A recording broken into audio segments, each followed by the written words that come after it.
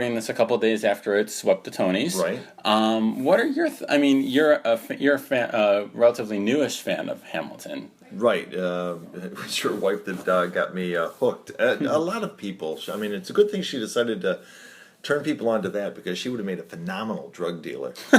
Just by the way she pulls people in and gets them very excited about them. The first song's free. Well, then that's how she pulled me in. I think what I am most amazed with, as everybody is, I mean, you can't help but to be, with the spoken word approach to it. I know that it's always being called the hip hop musical and the rap musical, but it's more of that free flowing spoken word poetry. That's its roots as much as anything from a rap base.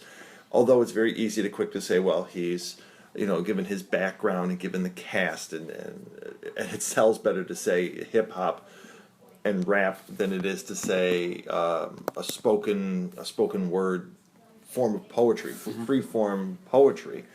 It sells better. But that's what it is, and how can you not be impressed with the flow of it, even if you don't read it quickly? And that's part of the appeal, is how quickly they go through it. If you take it down and just look at it line by line, slowly, it's ambient noise. It's fine. It's each line of the poetry itself is wonderful, and it doesn't need to be sped through. Again, that's the appeal. That's the street appeal of it. How fast you can get the words out, and how you can do it in this, the rapid fire beat. But I would encourage anybody who likes the musical to get a hold of the lyrics and sit down and just read the lyrics and look at just how amazingly brilliant it's put together on a word by word basis. Right. It's funny, like. One of the times that the many times that blew me away from a writer's perspective was when I realized at the beginning, the first song of Hamilton, the kind of like where they introduce everyone, and they have the "We fought with him, me, I died for him." Those are characters who play multiple roles, and it's a double meaning. Right. So we fought with him in the first act are his allies, and in the second act they're his adversaries. So we fought with him takes on a double meaning. Me, I died for him takes on double meaning. It's funny. I saw Lin-Manuel Miranda post on Twitter one day when somebody pointed out something or called something. He's like, "When y'all gonna realize I'm playing chess, not checkers?" Yeah. And so, from a writer's perspective, I'm speaking with. By the way, I should have probably said this before, but Charles Benoit, ad writer by day, novelist by night. From a writer's perspective, what blows you? What impresses you most about the show and the story? Well, I was a history major in college, not an English major, and so I was probably a little bit more familiar than most with the history of that time period. Not fluent. It had been a few years since I'd paid attention to it, but it all came rushing back. Of course, every phone number and every password I know goes out and gone forever now, but this stuff has come back, and I tended to remember it better. The complexity of it, it's not a simple, straightforward story. It's not a West Side Story. It's not a King and I. It's not even a Rent. It's a complicated piece of information, and by having to stay with what actually is being said, he made it more difficult for himself. I mean, if he didn't play with the history, if he kept it as it was, and he used very often, he used actual lines from it. If he would have had to wanted to, he could have said it's based loosely on the life of, and chose to ignore some of the more difficult to explain concepts and worked around that. But he didn't. He chose to get as specific as possible, and that made his job a lot more difficult. And I think that's one of the things I'm impressed with, is that he stayed very close to the truth, very close to, well, truth, interesting word. He stayed very close to the historical facts and to the historical record, and yet still made it lively and interesting, because there's enough history books out there that take the historical fact and can't get it interesting. And having played around with historical fiction, I've done things based loosely on it and couldn't make it interesting or historical. Right. So I was very impressed with him doing both. So yeah, the one fact that I always think that comes to mind that he played with was Philip Schuyler actually had about 15 sons. He had many sons, and Angelica sings in the song "My Father Has No Sons," and he admits that when he he's like he played with it as a way to to flesh out the character of Angelica a little more. But speaking of historical fiction, we can kind of pivot here to your most recent novel, Snow Job. And one of the reasons I wanted to have you on is I read that and literally read that in one day. I got it, and it was just such a fun book, such an interesting, such a great story. It was I couldn't put it down. That's not a cliche. It really was. It kind of kept me sucked in, and it's a historical work in that it's based in the late 70s here in Rochester. And I heard you give a talk at a book signing on the decision to set it back then and some of the reasons you do. But why did you decide to set that book back in the 70s rather than kind of a more current?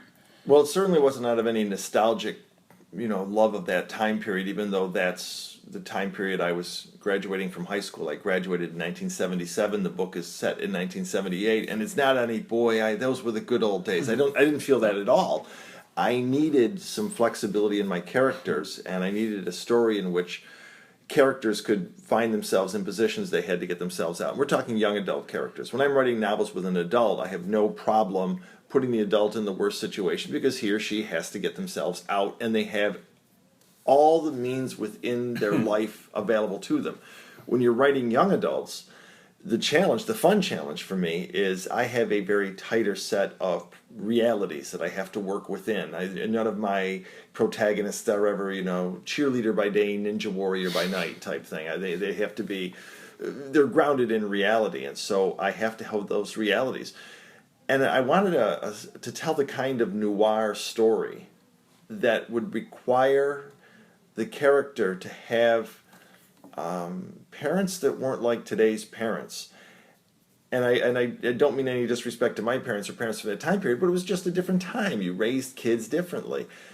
Today, if a kid is having problems with their parents, more often than not, and I know we like to say, oh, it's a horrible world, but more often than not, the average teen can go to his parents, his mom or dad, and say, look, I got myself in a situation. I need some help. And the parents would say, okay, you are in trouble with us, but you're not going to have to worry about this other thing. Nobody's going to come and beat you up. We're going to take care of you. You're going to wish they did when we're done with you, but that's the more reality. The kids are less hesitant to talk to their parents. When I was growing up, I guess I was raised in a way that it was sort of kind of expected that by the time I turned 18, by my 19th birthday, I had better been out of the house. And it wasn't because I was a horrible child, because my parents kind of saw that as their job. My job is to get you up to a point in your life where you can take care of yourself. And as many times as possible in your teen years, you were given those kind of freedoms to fail. Not as they were thinking they were great parents. They were just doing, this is what you do. You get your kid toughened up. So if I had a character in Snow Job, the main character, if he was to be in a story today and he comes home to his parents and says, I foolishly made a bet with some college students that if I lose, I'm going to be out hundreds of dollars and I can't pay and they're going to break my legs. Today's parents would say, okay, no one's going to break your legs. You're not paying the bet. You're not going to do this. What the hell are you doing at this college party? Boom, boom, boom. I have to tell you that when I was a kid, if I would have gone to my parents and said, I stupidly made a bet, and they're going to come and break my legs, my father would say, well, hit them first. You just get, or my mother would say, well, that's why you need to hang around with better people. Just tell them you're not going to pay, and that's it. What are they going to do? Kill you? They won't kill you. The worst they're going to do is slap you around a little, and you kind of deserve it. And that would be my mom. and she loved me dearly. I mean, it's for people who were around at that time period, we know that it was true. For people that look back at us, they think, well, it's like that opening Mad Men, the very first episode, when you're watching the Draper household and the two kids are running around with the laundry bag on their head and playing with the coat hangers and stuff. It was just a different way. So I deliberately set it back then because I wanted to have a different dynamic with parents, and I wanted every adult to have a different dynamic with teens. Less today, where they're very nurturing at every level. Teachers, parents, average adults working with young adults, even in a work setting, tend to be much more, how can I help and guide you? When I was in school, it was, hey, you're here, you're working, you're as good as me, and if you get fired, better than you than me, and it was a much different place. I also wanted a time period where I didn't have to worry about phones, because phones are ruining everything for authors. They're just ruining absolutely everything. Nobody doesn't know an answer anymore. Some of my favorite scenes in movies are, I mean, could you imagine if, Huck and Jim were going, well, Jim, I don't know right where, well, actually, Huck, we're 42 miles south of Hannibal, and if we continue on this course, we're going to reach our destination. I mean, they know exactly where they are, and they know exactly what's going on, and it does have its benefits. But I tell you, for a writer, it kind of takes the tension out of every scene. So in all of my books, one of the first things I do is I get the technology out of the kids' hands. Either they get their phone taken away because they've done something bad, which for some kids that's like, oh my God, it was child abuse. The parents, they should have gone to jail. Or I have their parents, like in Cold Calls, another one of my novels, I had the parents take away his very expensive brand new iPhone and give him their grandparents' old flip phone. This brick size thing that he has to carry. It has its benefits. They can't track him, but he has to carry this damn thing around with him. So I wanted to set in a time period for those different. Those are the two main reasons I wanted to put it there. And I also think that today kids have a lot more options to go in a lot of different directions. And what I mean by that is that when I was a kid growing up in the suburbs in Greece, there were like, if you made a list of the popular bands, you'd have like 15 bands. And the odds were 80% of the kids were listening to these bands. I mean, you'd have your Led Zeppelin, your Rush, your Genesis, your Electric Light Orchestra. You could make a list of what everybody was listening to, because we all did the same thing. And you could almost go through and say every single kid is going to come to school wearing a pair of jeans, a pair of canvas sneakers, not high tops, or a pair of work boots. They're going to have a black rock band t-shirt underneath a zipped hoodie that's never zipped, which is over the top of that is a denim jacket, and the hood goes on the outside of the denim jacket. No baseball hats. I mean, you could have done this, and 80% of the school would have fit into that image. Today, kids have a lot more options for fashion, for music, for expressing themselves, so it's harder to have a kid rebel against, the confinement of the herd that he finds himself in, because every kid would simply say, okay, well, go listen to something different. Okay, dress different. It doesn't matter to me. So, and it's interesting, too, to see how some authors try to incorporate teen technology, and it's got to be a challenge too, not just from a storytelling point of view, but just from the length of time it takes to produce a book, from when you write it to go through galley proofs and all that. By the time it comes out, there's probably something new that they're using. So now you're the guy who's trying to talk to teens about what they were using 3 years ago. Right, and that was one of the problems in Cold Calls, which a lot of it had to do with phones. That I put some things in there, and too bad they can't do that. And my editor, through the process, going, well, they can now. So you have to rewrite that whole scene. That was one of the things that really pushed me off the deep end.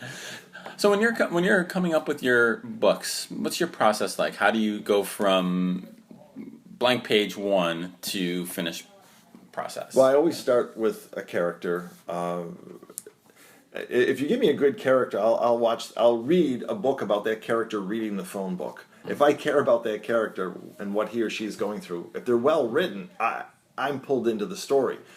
I don't really start so much with a plot as I start with a person, and I think the question I always ask myself, well, what do they want? What do they say they want? And then what do they really need?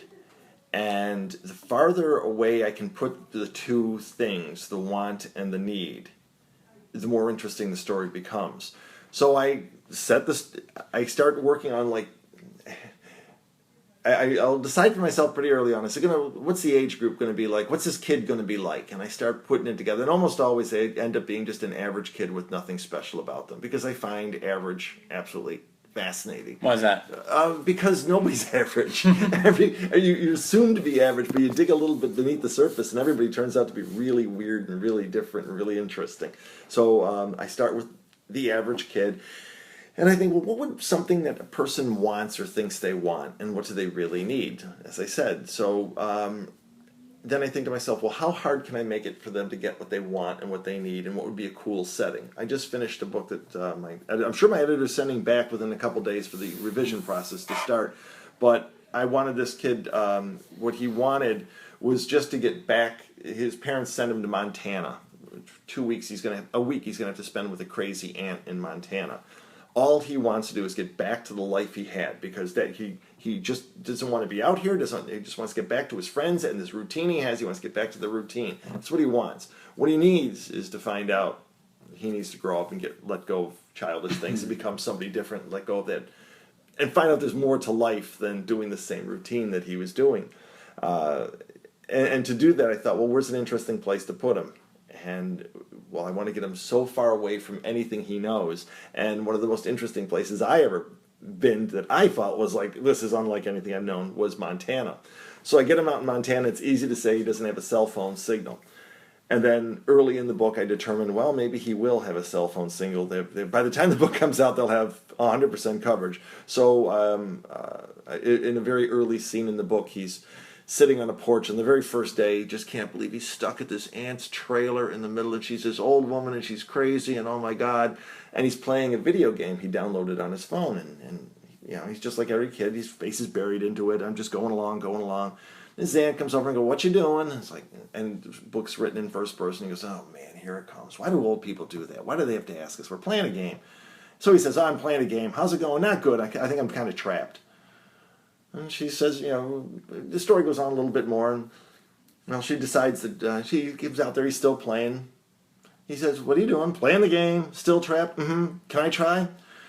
"Yeah, sure." So he sets it on this automatic loop. Here, go ahead. She'll get bored in 2 seconds.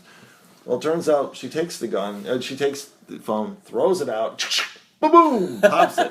There, you're not trapped anymore. I was like, what are you doing? I got rid of the gun. I had to get rid of the phone. So I just blew it up. So I guess I start with that thinking, okay, now you got this kid, this crazy situation. He knows what he wants. He doesn't know what he needs. And all of his comforts are gone. How can I keep on pushing him? Mm-hmm. And who can I introduce him to that's going to make him like, oh, I am so uncomfortable, until he can find out something different about himself. It's interesting because most of the people I'm talking to in this, most people I talk to about writing are journalists. Mm-hmm. And so we often say, and we teach our students that the best stories come from the best reporting. You can't separate, you can sometimes write a good story if you haven't done good reporting, but if you've done good reporting, talked to a lot of people, gotten good interviews, the details, it makes that your writing is going to be a lot better. Is that the way for you writing nonfiction it is with a character? Well, I think you do have to have all the details. You find out very quickly if you start going, if you haven't thought about the book or the character or the setting, you get a whole good paragraph down before you're stumped. Mm-hmm. And that's mostly where the writing block comes for people. Writing block is simply you just don't know your story well enough. Uh-huh. You don't know the setting. You don't know what you wanted to say. You don't know your characters well enough. So whenever people ask me, how do you get over writer's block, I don't want to admit I don't really have a problem with writer's block, because I think I spend so much pre-time thinking about what's Montana going to look like, what's this aunt going to be like, what's in her trailer. I know some people make very detailed lists. I'm just pretty good at remembering and getting a sense of a place. I less worry about getting a Ansel Adams photograph than I try to get a Toulouse-Lautrec impressionist painting. Mm-hmm.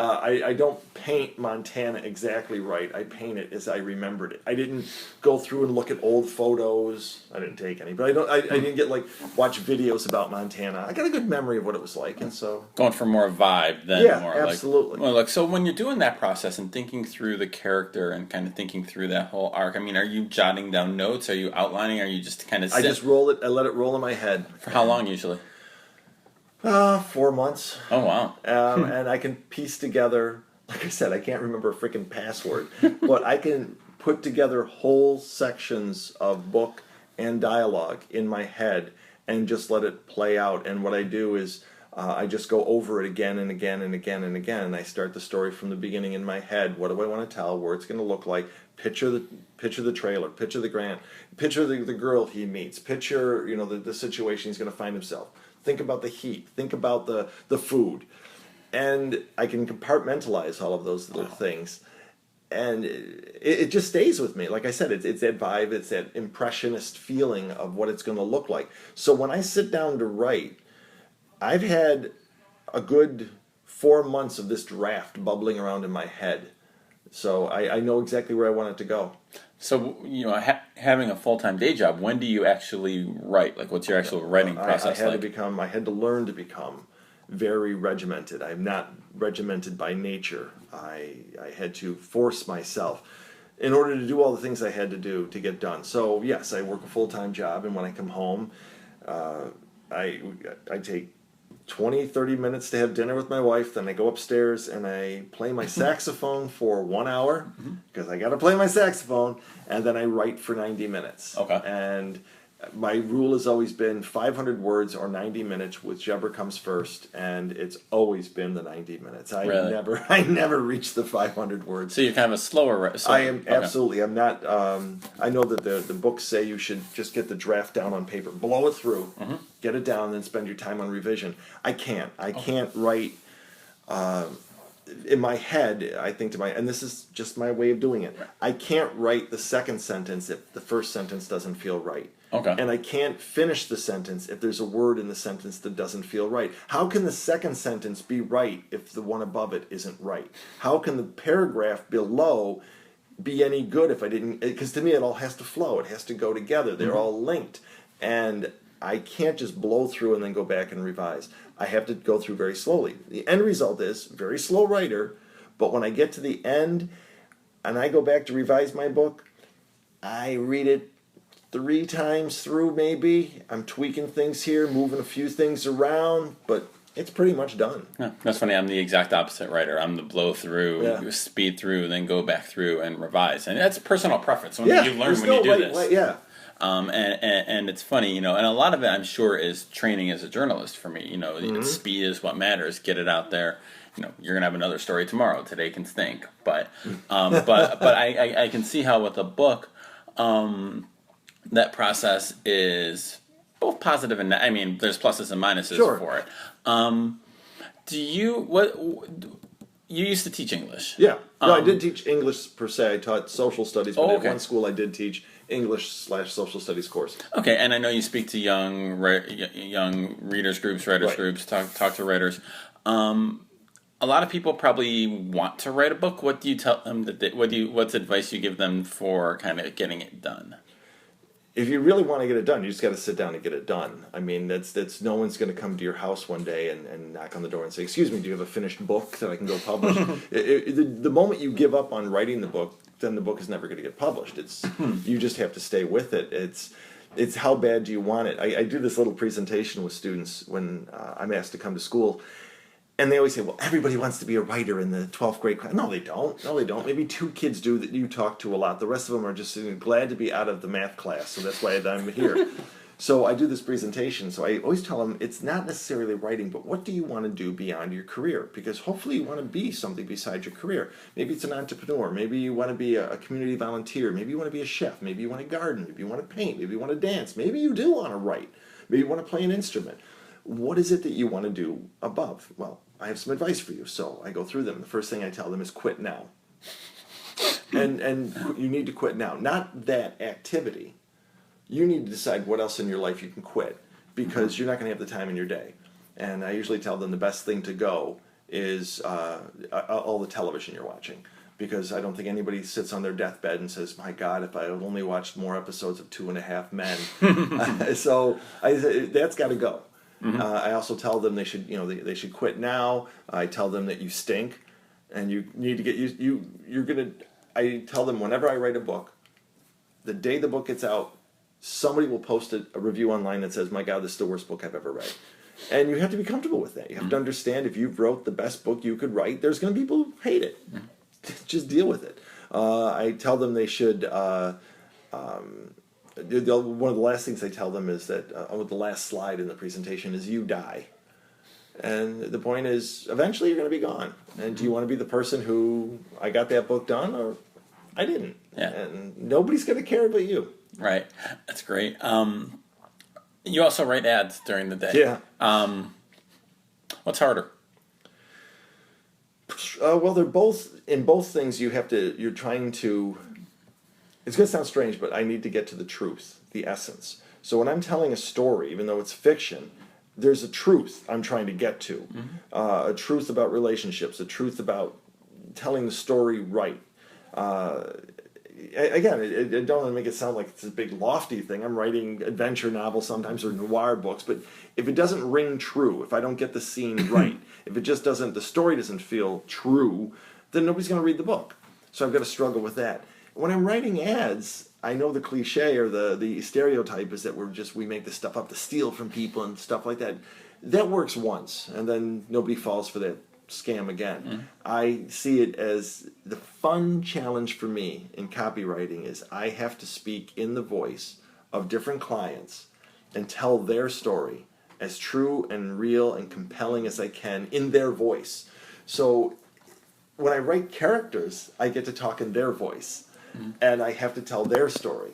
When I'm writing for clients, I have to get into their voice. Now, granted, a lot of clients do tend to sound alike. You don't really have any foul-mouthed clients, right? Down on their heels clients. They're all positive, upbeat, and, we're going to get this job done type thing. But they do each have their own syntax and their own way of putting phrases together. So they're both challenging. I think the real challenge for writing advertising is the speed. Mm-hmm. When I'm writing a novel, I have a year. Mm-hmm. When I'm writing an ad, I have an hour. And for both jobs, people always ask me, how long does it take? So when people ask me, how long does it take to write a book, or one of the account executives will say, well, how long will it take to write this ad? My answer is the same. How long will you give me? Mm-hmm. If my editor gave me 2 years, I would take a year, 11 months, and 29 days. If they tell me you have 2 hours, I will take 1 hour and 50 minutes. It's just the way it is. It's funny how much deadlines do help the creative process. I always feel like, and again, newspaper guy in me, but like, give me a deadline, and like, I can. And that's that, because that I think that helps for writers too. It gives you that structure to kind of build toward. You have that date you have to get done. When you have that open-ended thing, it's it can become easier to kind of drift off. What's the best thing you've read lately? I've got into this poetry kick. So I found a book on the shelf, and I wish I could remember the name of the author. Maybe you can look it up.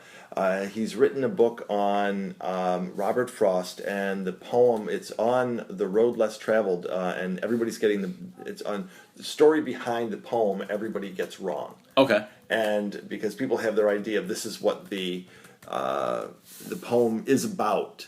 And let's see, our most misread poem. I think that if it's a book, that could be it. But it's fascinating reading because, first of all, it's really well written. Mm-hmm. It's kind of funny. There's a line in there I just read last night that made me laugh out loud. Someone is talking about Frost and what it was like to meet the man. It was a Time magazine interview from 1952, and talks about going down to the cabin, and Frost's cabin, it's back against the mighty granite mountains overlooking, and the author comes back and he says, here's the point where you want to say, oh my God, are you for real? Or something. That's the book. The Road Not Taken. Road Not Taken by David Orr. Finding America in the poem everyone loves and almost everyone gets wrong. And I find it very interesting because he's giving both a biography of Frost and a biography of the poem and why we get it wrong and what Frost was really saying and things like that. And plus just the writing is so clever from this man. It's not dry in the least and a lot of fun. Very cool. And we'll get you out of here on this. You play saxophone in some ska band. Correct. Great band here in Rochester. If a listener or if say a podcast host wanted to kind of get into ska or get back into ska after a long absence, where do we start? Where's a good place to go? Well, I guess if you want to hear something that's both, if you've known ska, if you've been into it, there's the early old school sound. If you go way back to like the Desmond Deckers and the Scatolites. Then you also have the Specials in the 70s, and you have the Boss Tones of the 80s and the 90s and that. If you want a band that will give you an idea of a little blend of the fun, louder horns, the great writing of the two-tone era, and also a hint back to the old stage, there's a couple. One band I would strongly recommend is the Melbourne Ska Orchestra. Interesting. It's a 28-piece band out of Melbourne, Australia, and they bring a big, loud sound. So there's your Scatolites, the bigger band sound. It's fun and cheeky, sort of 70s style, and it's more fast-paced, more modern for your more modern audience. It's not the ska punk style, which I've never really gotten into, but the Melbourne Ska Orchestra. If you want a band that you're just going to put on and just smile, I love that band. Very cool. Charles, where can people find you if they want to know more? CharlesBenoit.com, or of course I'm on Facebook and Twitter at Benoit the Writer.